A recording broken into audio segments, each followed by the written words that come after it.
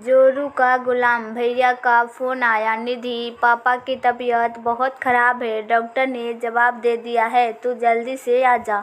अल्फान में तत्काल में रिजर्वेशन करवा कर मायके पहुंची।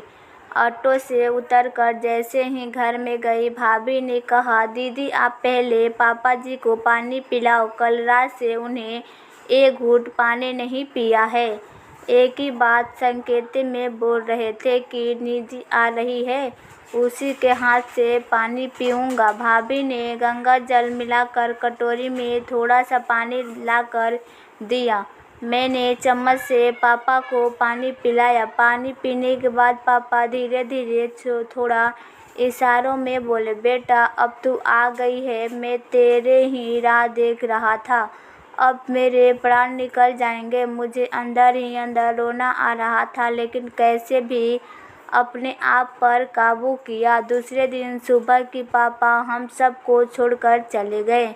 12 दिन तो लगातार रिश्तेदार का आना जाना लगा रहा। इतने लोगों के बीच रहकर भी मुझे बार बार एक ही बात ख्याल आ रहा था कि अब मम्मी का क्या होगा। पापा के बिना मम्मी कैसी रहेगी, क्योंकि 24 घंटे दोनों साथ ही में रहते थे। क्या भाई भाभी मम्मी से अच्छे से बर्ताव करेंगे? सब ईश्वर भरोसे छोड़कर मन को तसल्ली दे देती थी कि सब अच्छा ही होगा। वैसे भी अपना समाज अभी उतना उदारवती नहीं हुआ है कि एक माँ बेटे के यहाँ आकर रहें। मम्मी खुद भी इस बात के लिए राजी नहीं होती। बेटा बहू चाहे जैसे भी रहेगी तो अपने खुद के घर में ही। वापसी के पहले दिन मम्मी ने भैया से कहा, पापा की संपत्ति में से उनकी निशानी के तौर पर निधि को कुछ दे दो। वैसे भी आजकल निधि की स्थिति कुछ अच्छी नहीं चल रही है। तेरे पापा ने भी कहा था कि हम निधि की कुछ मदद कर देंगे, लेकिन वो कुछ कर पाते इससे पहले ही भगवान ने उसे बुला लिया। मैंने विरोध दर्शाते हुए कहा, मम्मी मुझे कुछ नहीं चाहिए, पापा ने मुझे बहुत कुछ दिया है, मुझे पढ़ाया लिखाया, अच्छे घर में मेरी बहुत धूमधाम से शादी की और सबसे बड़ी बात बहुत अच्छे संस्कार दी। हाँ निधि ठीक कह रही है, इसकी शादी में पापा ने दिल खोलकर पैसा खर्च किया था। और वैसे भी कानून जो लड़की मायके में अपना हिस्सा लेती है, उनका मायके से संबंध खत्म हो जाता है। मुझे एवं मम्मी को दोनों को ही भैया से ऐसी उम्मीद नहीं थी कि भैया ऐसी बात करेंगे।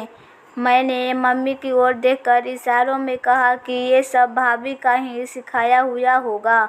जोरू का गुलाम जो ठहरे, क्योंकि मेरे भैया तो पहले ऐसे ना थे, वो तो मुझ पर जान लुटाते थे। इतने में ही भाभी जो इतनी देर से चुपचाप सब सुन रही थी, अचानक बोल उठी, आपकी बात सोलो आने सही है जी।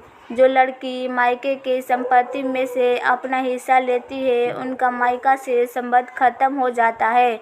भाभी से ऐसा सुनकर और मैं मम्मी फिर से एक दूसरे को देखने लगे कि देखा, ये सब इसी का सिखाया हुआ था। लेकिन इसके बाद भाभी ने जो कुछ बोला वो हमने सपने में भी नहीं सोचा था। भाभी बोला, आपने कहा कि दीदी की शादी में पापा ने बहुत पैसा लगाया था, बड़ी शान से शादी की थी, तो हमारी शादी में पैसा नहीं लगा क्या? हमारी शादी में पापा ने किसी तरह की कोई कंजूसी की थी? नहीं ना। मम्मी जी ने एक बार मुझे बताया था कि जितना सोना उन्होंने दीदी को दिया था, उतना ही सोना उन्होंने मुझे भी दिया था। रही बात अन्य सामानों की, तो अपनी गृहस्थी बसाने के लिए उन्होंने हमारे ऊपर दीदी से कुछ ज़्यादा ही खर्च किया है। मतलब ये कि पापा जी ने बेटे और बेटी दोनों पर बराबर खर्च किया। तो फिर आप ऐसे कैसे कह सकते हैं कि अब दीदी को संपत्ति पर कोई अधिकार नहीं है? आज पापा जी इतनी जायदाद छोड़कर गए हैं और दीदी की हालत फ़िलहाल कमज़ोर है, तो ऐसे में हम उसे कुछ देना ही चाहिए। क्या आपको याद है कि आपने पापा जी की अंगूठी और चैन आदि लॉकर में रखते वक्त क्या कहा था? यही कहा था न कि ये मेरे पापा की निशानी है, इन्हें किसी भी स्थिति में मैं कभी भी नहीं बेचूंगा। हाँ कहा था। तो फिर फिर क्या आपने कभी सोचा था कि आपके पास तो पापा जी की निशानी के रूप में उनके द्वारा बनाया हुआ इतना बड़ा मकान है।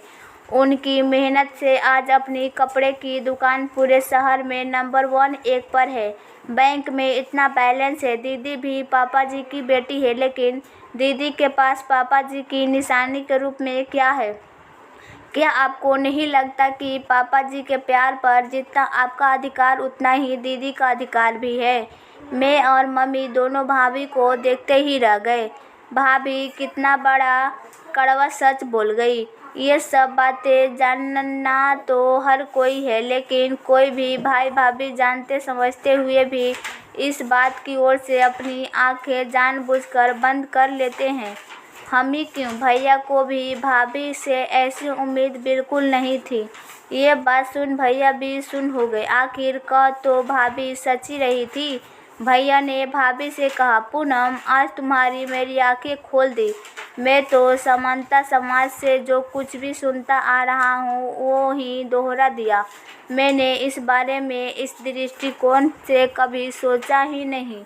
सच में मेरे पास तो पापा की निशानी के रूप में मकान और दुकान सब कुछ है, लेकिन निधि के पास तो कुछ भी नहीं है। इसलिए मैं आपके पापा को अंगूठी और चेन देती हूँ।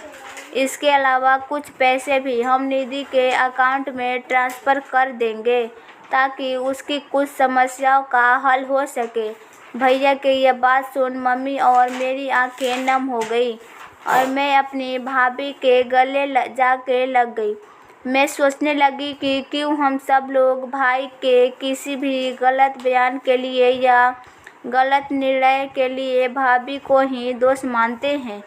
भाई को जोरू का गुलाम कहते हैं। हर वक्त भाभी की कसूरवार नहीं होती, भाई भी कसूरवार हो सकता है। आज भाभी ने एक माँ का फर्ज अदा